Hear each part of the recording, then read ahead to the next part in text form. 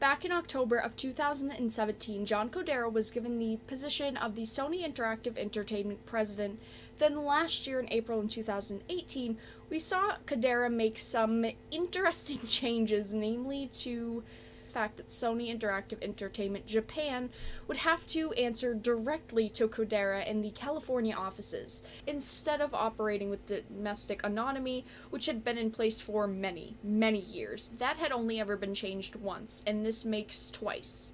Then, as most of us know, later into the year, mainly around July 2018, we started to see very drastic content policy changes in regard to the PlayStation 4 and what sort of content actually got onto the platform, and what wasn't allowed was given very strict guidelines on what they had to change or censor before they would reconsider the game and allow it to actually be sold on the PlayStation 4, and not even just the PlayStation 4, PlayStation platforms in general.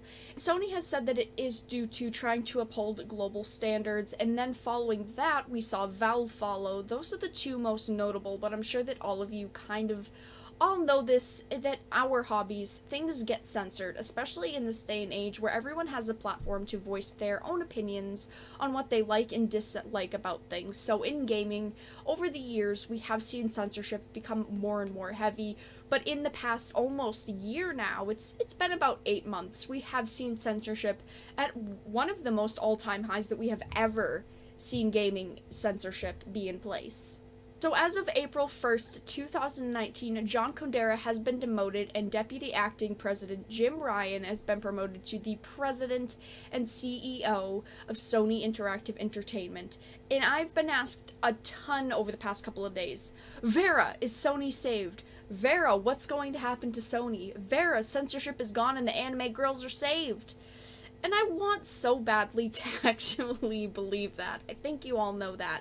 But there has been a lot of things that we have to look at when it comes to Sony being saved, and one major thing that we have to look at now is Jim Ryan's track record, and it's definitely not what we could have hoped for, but there is definitely something there, and there is definitely hope nonetheless. I believe anyone given a situation can fix mistakes in regards to a company. I think that you all know that at this point.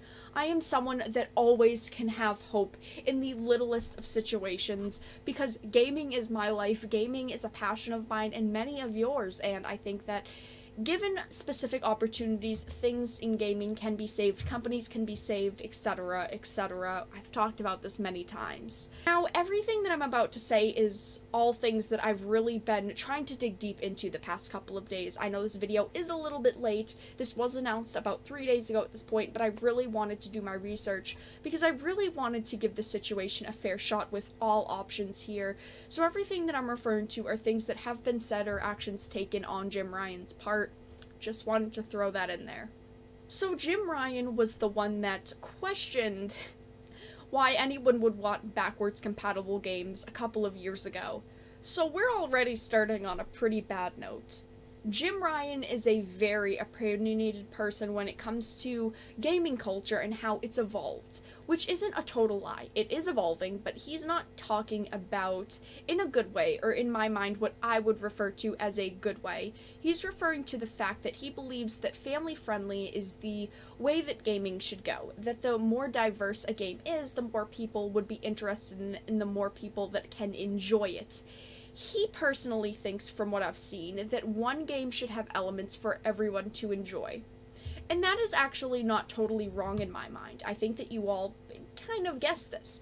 I do think that if it fits into a game, if it's meant to be part of the game, it 100% should be there, as it was the original intent or the original direction for the game. I don't think that games should be altered in a good or a bad way, depending on what you see as good or what you see as bad, to make it onto the platform, or to hopefully boost sales while hoping to attract a market, a market of consumers that probably aren't interested in your game anyway. But he is also the type to throw around, it's for the children, and toning games down in specific scenes or for different age groups that may play the game.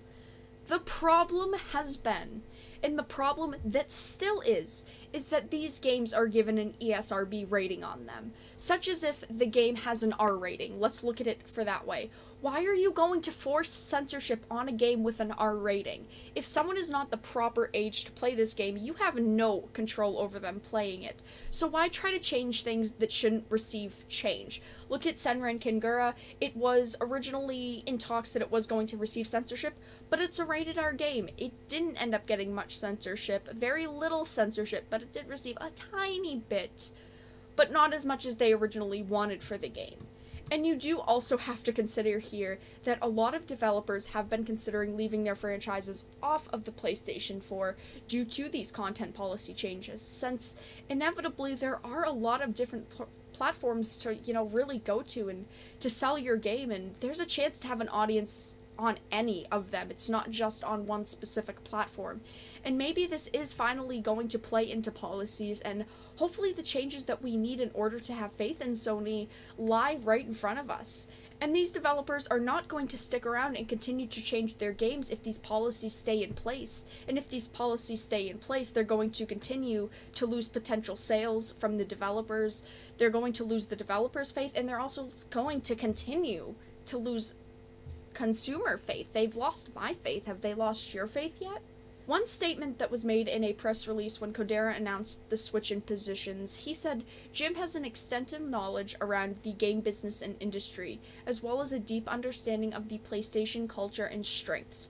I am confident that he will lead us to a greater success as CEO of SIE, Sony Interactive Entertainment." And I really have hope for this. Ryan has been part of Sony since 1994, and he's even seen himself that he's seen, PlayStation's growth and business and change since the early days, so maybe this will lead to something good.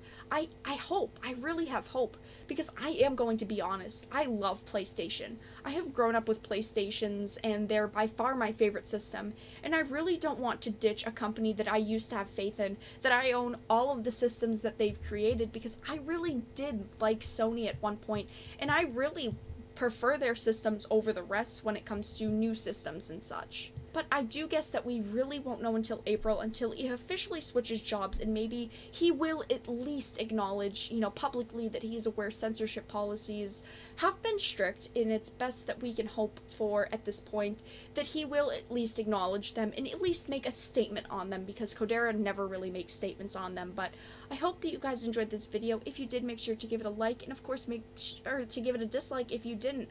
But I hope that you guys enjoyed, and I'll talk to you guys again really soon.